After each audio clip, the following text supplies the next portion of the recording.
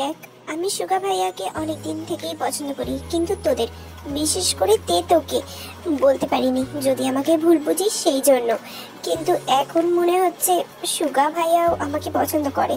কি করে বুঝলি? যেমন বেশ গম্ভীর ভাবেই কথাটা বলে। জিমিন থেকে গম্ভীর গলা শুনে গড়গড় করে সবকিছু বলে দেয় যা যা সুগা ওকে বলেছে এই কিছুদিন ধরে। ওরে না, সুগা ভাইয়া তো পুরো ইলিবিলি জিনিস। ইলিবিলি মানে আনবিলিভেবল আর কি, নিজের স্টাইলে বললাম ইলিবিলি। তুই কি রাগ করেছিস আমার উপর? তো মনে মনে এই কথাটার অপেক্ষাতেই ছিল। আর জিমিন কথাটা শেষ হতেই তের ওপর ঝাঁপিয়ে পড়ে এলোপাথারি মারতে লাগে। আর সেই সুযোগের সদ্ব্যবহার করে জেনিও দু এক ঘা বসিয়ে দেয় জিমিনের ওপরে। মারামারি করে সবাই যখন হাঁপিয়ে যায় যেখানে সেখানে শুয়ে পড়ে। তারপর একটু শান্ত হয়ে উঠে বসে। হতচ্ছাড়ি, আমি ক্রাশ খাওয়া থেকে শুরু করে বাঁশ খাওয়া সবকিছু তোদের বলি। আর জিমিন, তুই এতদিন এই কথাটা কি করে পেটে রাখলি? গুড়গুড় করলো না? তুই যদি ভুল বুঝিস তাই বলিনি। ওরে আমার সোনা, আমি ভুল বুঝিনি। খুব খুশি হয়েছি যে তুই আমার ভাবি হবি। উফ, আমার তো ভাবতেই কেমন কেমন লাগছে। সুগা ভাইয়া কিন্তু আমাকে বলেনি, আর এখন তুই ধরেই নিলি যে আমি তোর ভাবি হব। আরে বলেনি তো কি হয়েছে? না বললে তুই বলাবে। আমি কি করে বলাবো? আমি এইসব কথা বলতে গেলে মনে হয় এক চড়ে দুনিয়া ঘুরিয়ে দেবে ভাইয়া। ছি ছি ছি, তুই জিমিনের জন্য এটুকু সহ্য করতে পারবি না? ভাবতেই আমার বমি পাচ্ছে। যা গিয়ে বমি করে আয়।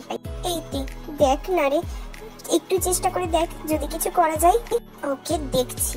এই কথাটা বলার সাথে সাথে তেকে ঝাঁপিয়ে জড়িয়ে ধরে জিমিন আর জেনি। তেদের ডিনার টেবিলে সবাই ঠিকঠাক ভাবে খেলেও সুগা ঠিকঠাক ভাবে খাচ্ছে না। সেটা দেখে মিসেস ইয়নজুন জিজ্ঞেস করে, কি ব্যাপার সুগা, তুই ঠিকঠাক ভাবে খাচ্ছিস না কেন? আমার না তেমন খিদে নেই। কেন রে, শরীর খারাপ নাকি? না না মামুনি, শরীর ঠিক আছে। এই খেতে খেতেই বিড়বিড় করে, কুকুরের পেটে কি ঘি হজম হয় নাকি? যে কোনোদিন ফুচকার দোকানের পাশ দিয়েও যায়নি, সে এক প্লেট ফুচকা গিললে এরকমই হবে। তারাও তোমার মজা দেখাচ্ছি।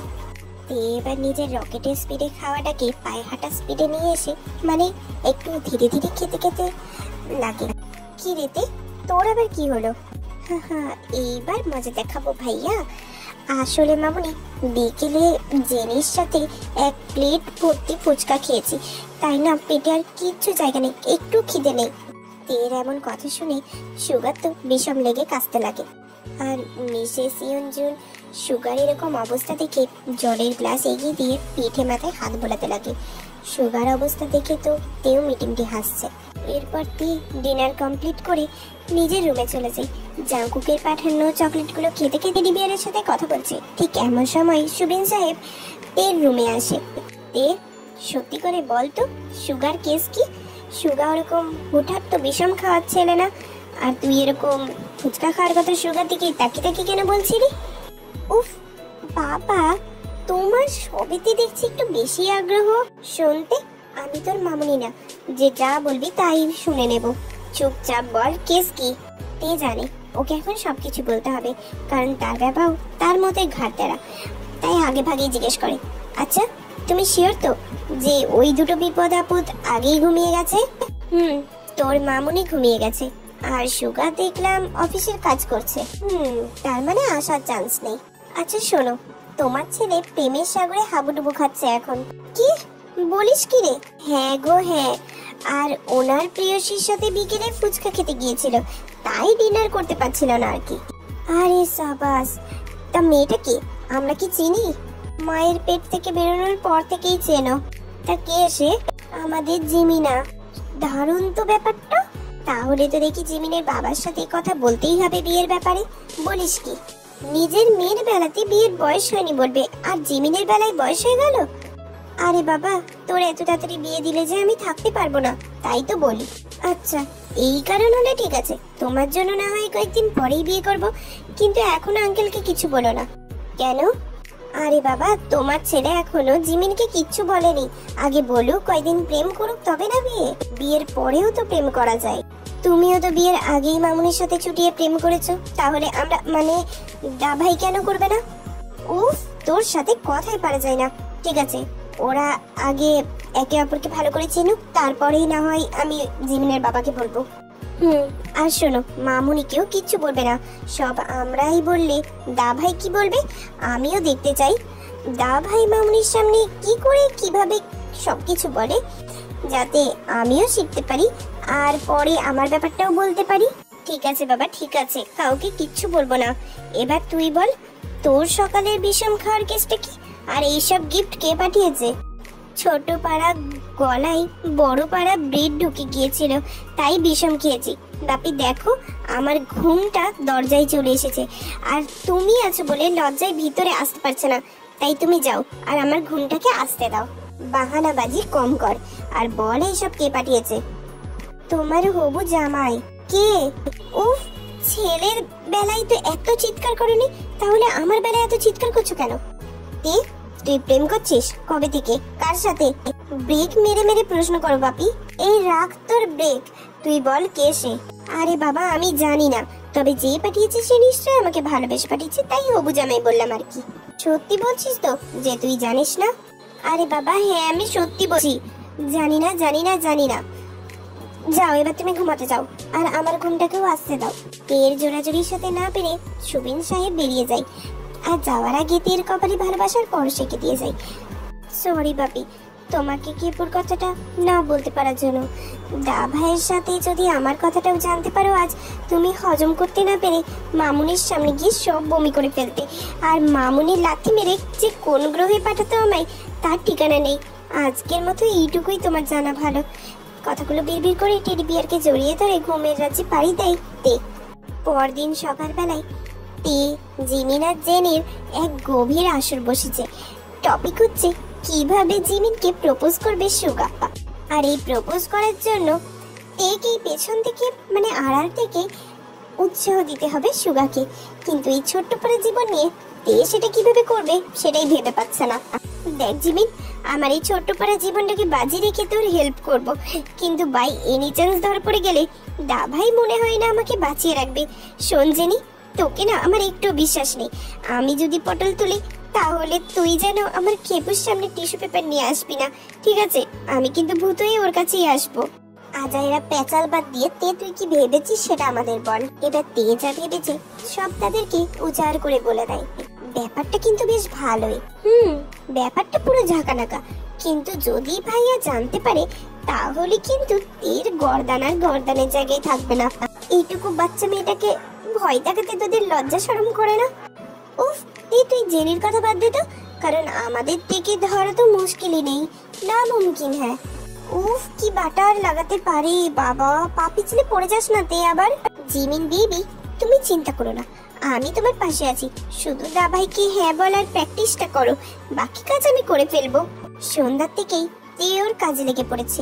সুগা নিজের রুমে বসে অফিসের কাজ করছিল, সেই সুযোগে তে সুগার ঘরের সামনে গিয়ে কানে ফোন দিয়ে নাটক করা শুরু করে দেয়। বলিস কি রে জিমিন, সত্যি ও তোকে প্রপোজ করেছে? কথাটা বলেই সুগার ঘরের দিকে একবার উকি দেয়। জিমিনের ব্যাপারে এমন কথা শুনে সুগা তো এতক্ষণে কান খারাপ হয়ে গেছে ঠিক খরগোশের মতো। কি, তুই ওকে কিচ্ছু বলিসনি? দূর দূর, বলে ফেল, বেচারা কবে থেকে তোর পেছনে পড়ে আছে বলতো। এবার আবার একটুক্ষণ চুপ করে থেকে তারপর আবার বলা শুরু করে, আরে কিচ্ছু জানি না, কোন রাম ছাগলকে তুই পছন্দ করেছিস যে এতদিন তোকে প্রপোজ করতে পারলো না? আরে ওই হাদার জন্য এতক্ষণ বেশি অপেক্ষা করে বুড়ি না হয়ে ওই ছেলেকে হ্যাঁ বলে দেখতে। সুগাতের কথা যত শুনছে তত ভ্যাপাচাকা খেয়ে যাচ্ছে। আসলে বোনের মুখ থেকে রাম ছাগল হাঁদা এই শব্দ কার শুনতে ভালো লাগে? অন্য সময় হলে এতক্ষণে তের কান সুগার হাতে থাকতো, কিন্তু দুর্ভাগ্যবশত এখন তের কথাগুলো হজম করা ছাড়া কোনো উপায় নেই। শোন জিমিন, খুব বেশি হলে আর এক সপ্তাহ ওই পাঁঠার জন্য অপেক্ষা করবি। এর মধ্যে যদি তোকে প্রপোজ না করে তাহলে কিন্তু ডিরেক্ট যে তোকে প্রপোজ করেছে তার গলায় ঝুলে পড়বি। তের এইসব নাটকের মাঝে সত্যি সত্যি তের ফোনটা ভাইব্রেট হতে শুরু করে দেয়। তে তো বেশ হকচকে যায়। উফ, ভাগ্যিস ফোনটা ভাইব্রেট অবস্থায় ছিল, না হলে এতক্ষণে আই এম ইন দ্য ভোগ অফ মা হয়ে যেতাম। না, সত্যি করে জিমিন ফোন করায় তে বেশ রাগ হয়। জিমিনকে ঝাড়ুন দিতে দিতে রুমে চলে যায়। যাওয়ার আগে অবশ্য সুগার দোমড়ানো চুপসানো ওই মুখটা দেখতে ভোলেনি। বলেছিলাম তো আমি তোকে ফোন করব, তাহলে তুই কি মরতে ফোন করতে এলি বল? মনে মনে কি কুটকুটানি ধরছিল নাকি তোর? জিমিন, বেশি কুটকুট করলে হালকা করে ইজ গার্ড লাগিয়ে নে। ভাট না বকে কি কাজ হলো ওদিকে সেটা বল। কিছুই না, তবে মনে হলো কাজ হয়ে গিয়েছে। তুই 1 সপ্তাহের মধ্যে প্রপোজাল পাচ্ছিস। সত্যি? You are the great. তে ফোন রাখার পরে তে আর ওর সপরিবার মিলে ডিনার করছে, তবে সুগা ঠিকঠাক ভাবে খেতে পাচ্ছে না, এটাই চোখে পড়ে তে। কি হলো ভাইয়া, তুমি খাচ্ছ না কেন ঠিক মতো? তোমার শরীর ঠিক আছে তো? ব্যাপারটা চোখে পড়ে মিসেস ইয়ঞ্জনেরও, আর তের এইটুকু কথাই যথেষ্ট ছিল কথা ঘোরাবার জন্য। তাই তো বেটা, কি হয়েছে, খাচ্ছ না কেন? আমি খাচ্ছি তো মামুনি। কোথায় খাচ্ছ ভাইয়া? কালও খেলে না ঠিকভাবে, আজও খাচ্ছ না। তে আমি এক কথা বলতে ভালোবাসি না, আর তে আমি তো বললাম আমি খাচ্ছি ঠিকভাবেই। তুই ওকে ধমকাচ্ছিস কেন? ও তো ঠিকই বলেছি, তুই খাচ্ছিস না। দেখ, শরীর খারাপ করলে বলতে হবে, না হলে আমরা বুঝবো কি করে? মামুনি আমি ঠিকভাবেই খাচ্ছি। আর জানো বাপি, আজকে জাঙ্কুকের সাথে দেখা হয়েছিল। কে, মিসেস জিনের ছেলে? জাঙ্কুকের নামটা শোনা মাত্রই তে বিষম খায়, আর সাথে সাথে ওকে জলের গ্লাস এগিয়ে দেয় মিসেস ইয়ঞ্জন। আমি ঠিক আছি দাবাই, কন্টিনিউ করো। তা কোথায় দেখা হয়েছিল ওর সাথে? আসলে একটা মিটিং এর জন্য গিয়েছিলাম, সেখানে জাঙ্কুকও ছিল, সেখানেই দেখা হয়। ছেলেটা কিন্তু খুব ভালো, স্ট্রং পার্সোনালিটি। আমারও খুব ভালো লেগেছে ওর সাথে কথা বলে। আরও কাজের দিকেও খুব ভালো। মিটিং শেষ হয়ে অনেকক্ষণ বসে গল্পেও করেছি ক্যাফেতে। তাহলে বন্ধুত্ব শুরু হলো নাকি? সেরকম কিছু বলতে পারো, তবে অনেকক্ষণ কথা হলো ওর সাথে, তাতেই বুঝে গেছি ওর আর আমার অনেক মিল আছে। জাঙ্কুকের গাদা গাদা প্রশংসা শুনে তে নিজের ডিনারটা কমপ্লিট করে। পরদিন সুগা অফিসে এসেও মন বসাতে পারছে না, আর এদিকে বন্ধুদের থেকে পরামর্শ নেবে ঠিক সেটাও হচ্ছে না, কারণ সবাই নিজেদের কাছে ব্যস্ত। তাই শেষ পর্যন্ত জাঙ্কুকেই ফোন করে। সেই দিন বার্থডে পার্টিতে দেখার পর রেস্টুরেন্টে বসে অনেকক্ষণ গল্প করেছিল, ভালোই বন্ধুত্ব হয়ে যায়। সুগা জাঙ্কুকে ফোন করে দেখা করতে চাইলে জাঙ্কুকও রাজি হয়ে যায়। জাঙ্কুক ওর নিজের অফিসে আসতে পারে সুগাকে।